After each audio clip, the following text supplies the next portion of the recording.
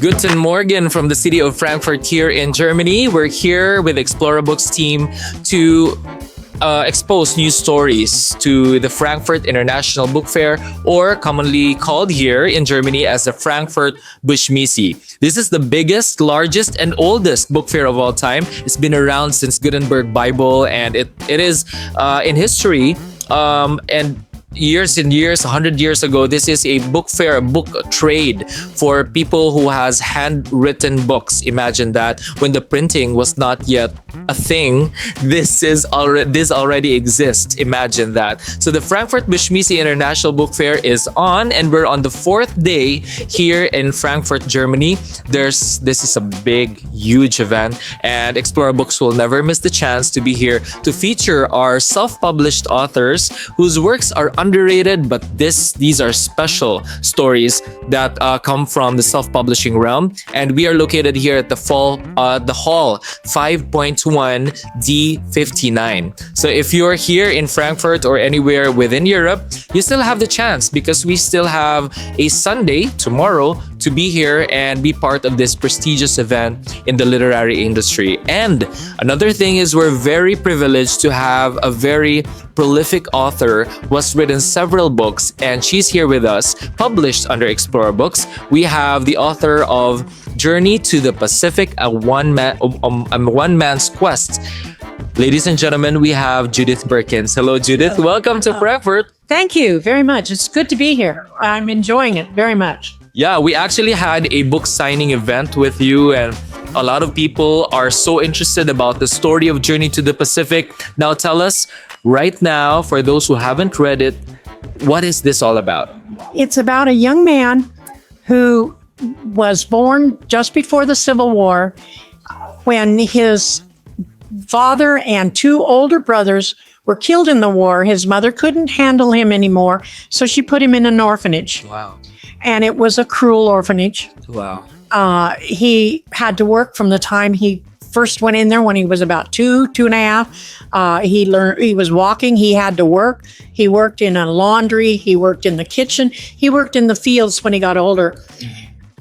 A benevolent matron saw that he was looking at magazines in the visitor center and looking at the pictures and everything, and she decided to teach him to read, which did not happen. The young boys did not go to school. Yeah.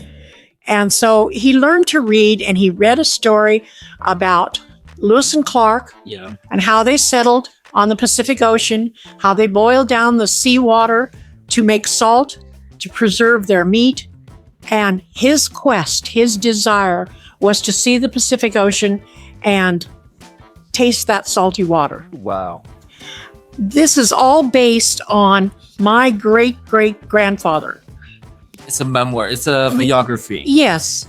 And my great-great-grandfather was born in the Midwest. I don't know exactly what town. I made the town. I picked the town in the Midwest. Yes. But he was born about that time. He ran away from the orphanage, as my protagonist did in the story. Made his way via train to Cheyenne, Wyoming, and he went to work in a hotel kitchen. Mm-hmm. Met the owner of the restaurant and his family. Fell in love with his oldest daughter. They married, and they had two children. Wow. There in Cheyenne. But he never lost the desire to see the Pacific Ocean. Yeah. And when his father-in-law died in an accident, the hotel restaurant didn't need him anymore. Yeah. And so he and his wife decided to pack up and head west, and with the idea that they were going to see the Pacific Ocean. That's a continuation of a dream that has been... That was his quest. Yeah, that's right. Put on hold. The dreams that have been... It was put on hold, but he always had it in the back of his mind. Yeah. So they settled in Portland. They lived in Portland for a while, had two more children. And then they decided they didn't want to raise their family in the large town of Portland, which it was a large town for that era. Yeah, they wanted a more silent town. They wanted a smaller area where they could give their children the kind of life that they thought that they needed, and away from the hustle and bustle of a big city and the trouble that they could get into. Correct. So they bought a hotel in a very small town in Eastern Washington. And this is what my great-great-grandfather did also. Yeah. They had another child there. They raised their family in this hotel. They built the city up, a general store, a blacksmith shop, a livery stable, a doctor came in, a bank. All of these things came into being in the town while George was building the town up. It was mainly a railroad town and a shipping town.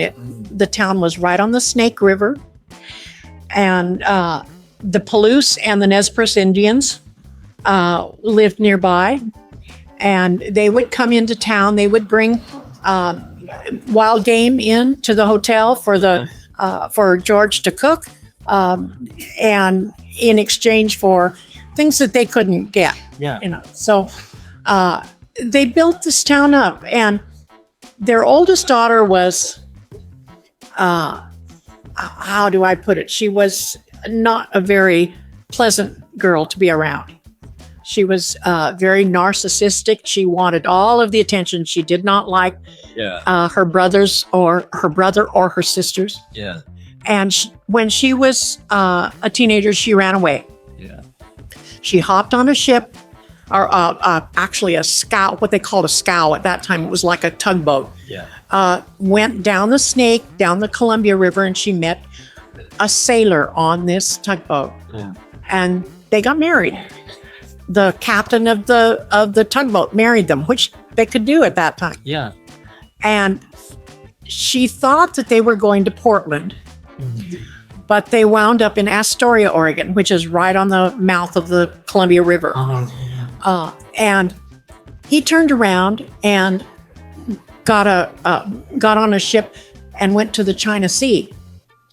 And she didn't realize that's what his intent was. Wow. So he left her there. Yeah. And she was pregnant. She didn't know it until after he was gone. And she was very, very upset about the whole thing. He said he would be back in 3 months. Yeah. He didn't come back. And finally, his ship went down in a typhoon in the China Sea. Wow. And so George and Marie, his wife, went to Portland. She made her way to Portland, went to Portland to pick she and the baby up. Yeah. Yeah. And at that time, they had decided, we're going to take the time. We're going to go to the ocean. He had never lost that desire to see the ocean. Yeah. So they went to Cannon Beach, Yeah. Oregon. Great big huge rock Yeah. called Hayes. Exactly the one on the. Yes. And he finally was able to go see the ocean, to taste the salty water.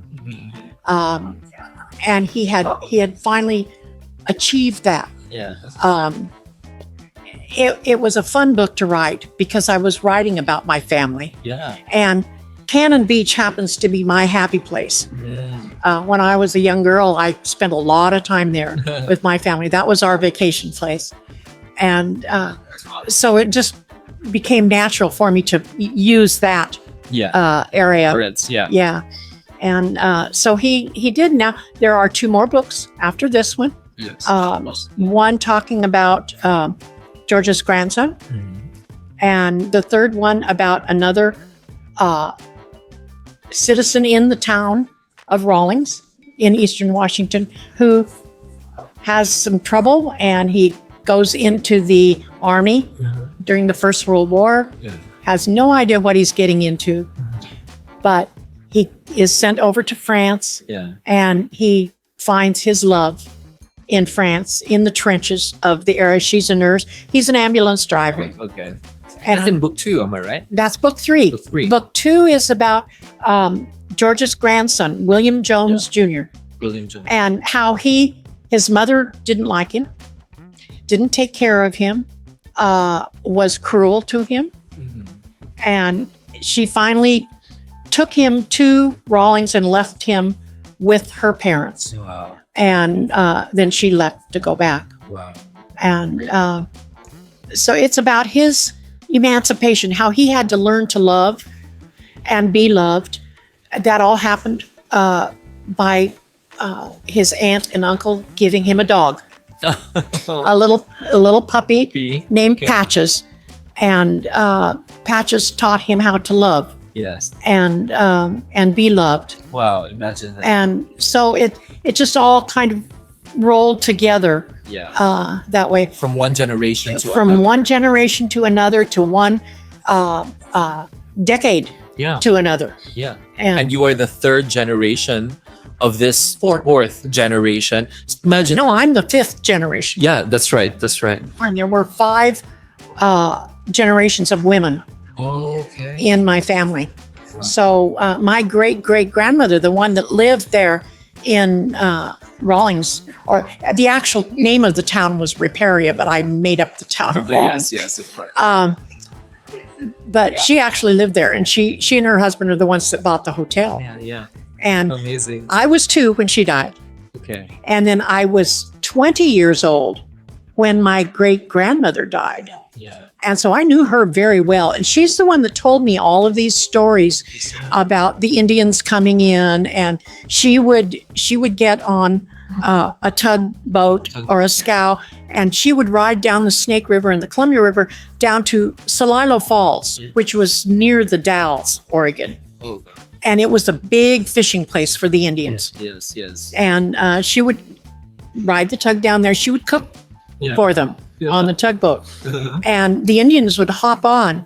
And when my great grandma would tell me these stories, she would open up this trunk, and she had all of these little trinkets that the Indians had given her. And I still have some of them at home. Yeah. But it was just exciting to listen to all these stories, and I had to write them down. Yeah.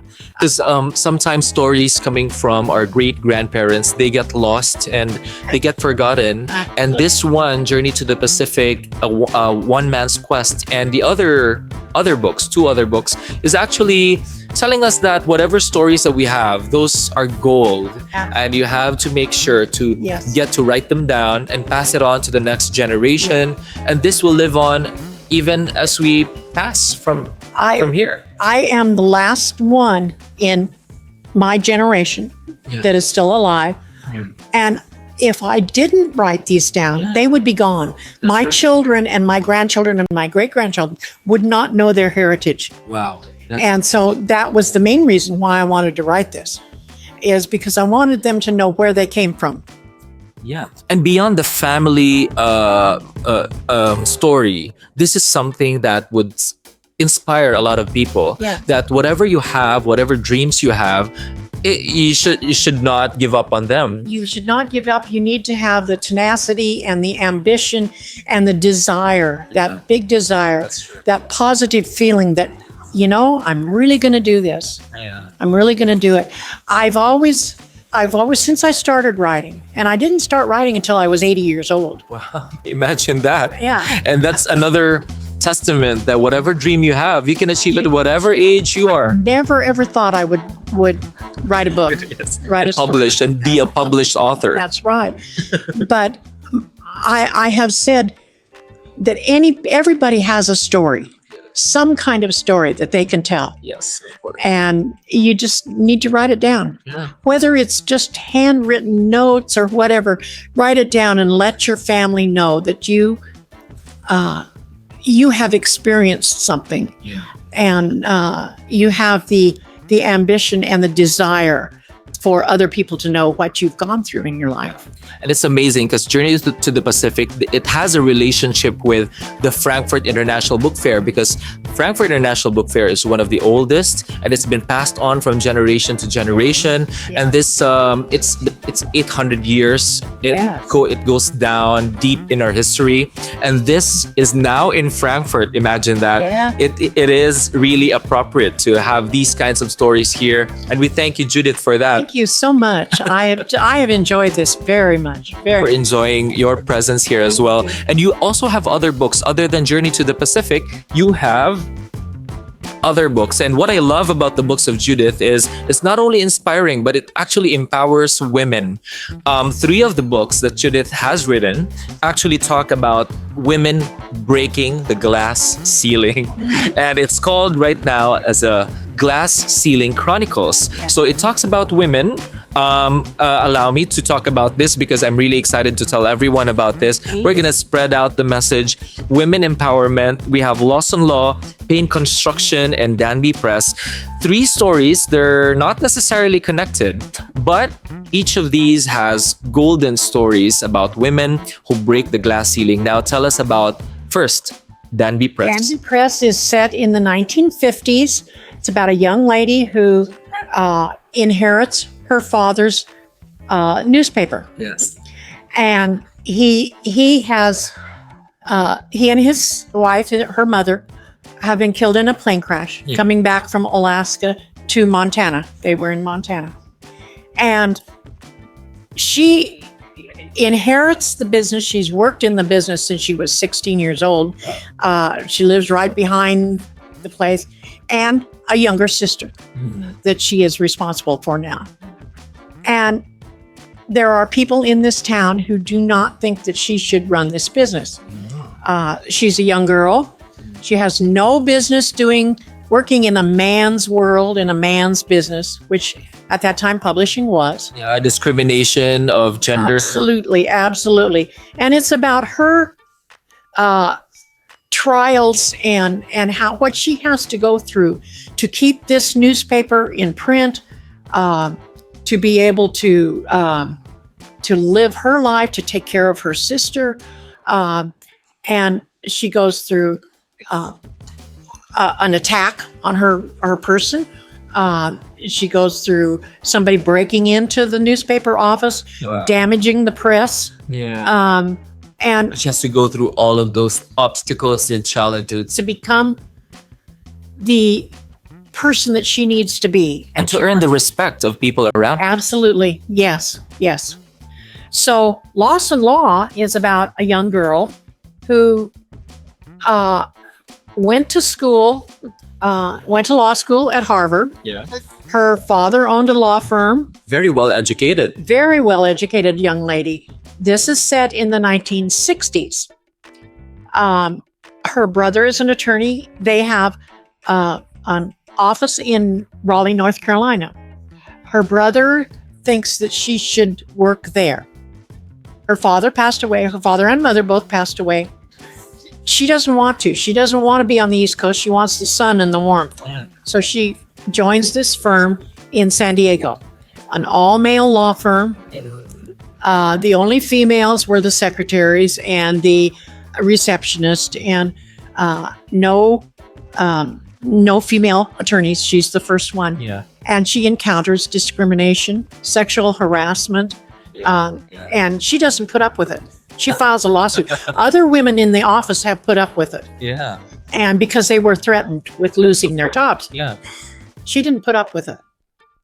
She's tough. Filed a lawsuit. And One brave woman. finally, with the tenacity to keep going and the desire, she wins her lawsuit, and the man is sent to prison because she is not the only one that he has harassed. Yeah. So that's this one. And then Pain Construction is on the same line, but it's set in the 1970s. Okay. And it's about this young girl whose parents, again, are both killed. Actually, no, her father is killed. Her mother is divorced from her father, but her mother is estranged from her. Her father pretty much raised her. The mother didn't want to have anything to do with her, really. But when she inherits the business, her mother wants the business because she wants the money out of the business. Her alimony stopped when her father was killed. And so, or when her ex-husband was killed. So it causes lots of problems in the story because she wants the money. She accuses the daughter of not being capable of running the business, not being trustworthy, and so on. There's a lot of family drama here. A lot of family drama. And so, again, she files a lawsuit. Wow. The mother files a lawsuit against her, and there's a countersuit. And the mother finally is sent to prison Wow. for Imagine. breaking in to her, for causing damage to her, for causing a fire where one of her employees was killed. So it just, it's about that and how she overcomes all this. And she takes her own life into her own hands and lives her life the way she wants to. Yeah, that's amazing because these stories are set in the 1970s, 1950s. Am I right? 50s, 60s, and 70s. And you imagine that this setting during those years, women are not so heard. The voices are not heard of, and it's very important that these days we have to go back to these kinds of stories because we remember the women that were not able to speak out. They were not able to stand up for themselves. And unlike women nowadays, of course, Yes. Judith, you know that women nowadays are really heard in the society. Their voices are so amplified. But these are the years when women have to really struggle to make them independent and to be recognized by the society.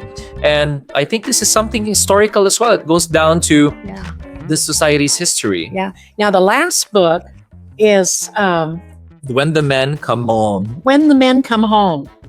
And during the Second World War, when the men went off to war, the women worked in the factories, in the defense plants, in the shipyards, and they took over that as well as being housewives, as well as being mothers, taking care of the children, doing everything. Many of them had to learn to write a check. Yeah. They'd never done that before. They'd never changed a tire before in a car. A lot of them never even had to fill up a car with gas. Yes.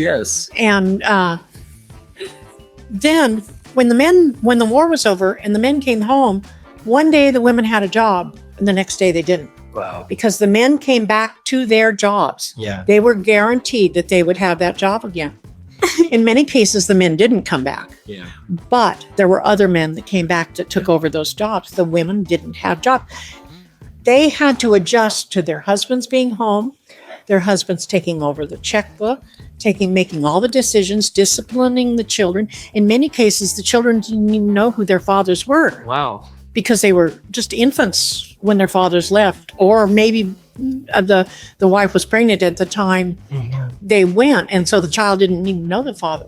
And when they came home and wanted to discipline the children again, in the case of this book, he came home injured.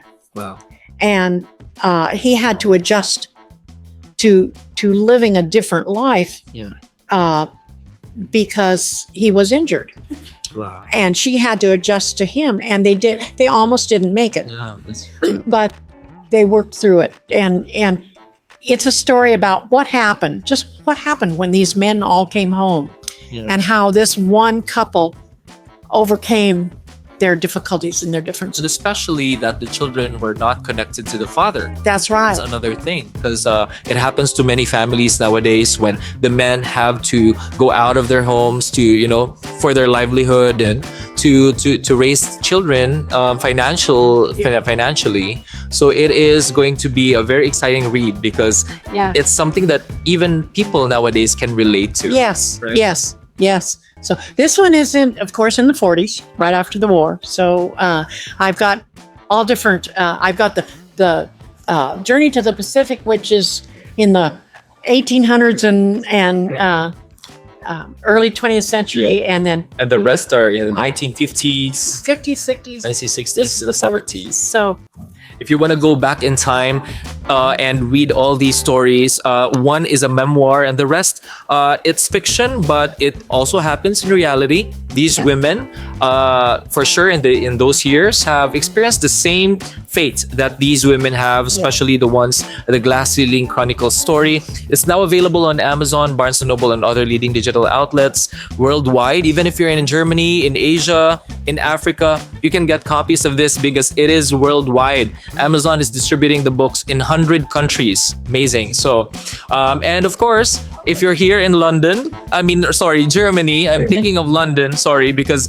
next year we're going to London. But here in Germany or in Europe, you can come visit us here at Hall 5.1 D59. All the books of Judith Perkins are all here, and she's ready to entertain questions. And in fact, you're gonna give out all these other books before we go, before we end the fair tomorrow. And so we're gonna have a good time here in Frankfurt for sure. Thank you so very much. And please do invite everyone to grab copies of your book, Judith. Yes, I certainly will. Thank you. Right, thank you so much. Goodbye for now. This has been Joel together with Judith Perkins, our author, our esteemed author, our very prolific author. In fact, she's writing another book and it's going to be out very soon, and it's very different than the kind of genre that you're working with. So a lot of inspiration, a lot of mind-boggling processes that you're doing, but only Judith Perkins can do that. So ladies and gents, grab a copy now on Amazon. This has been Joel. Goodbye for now.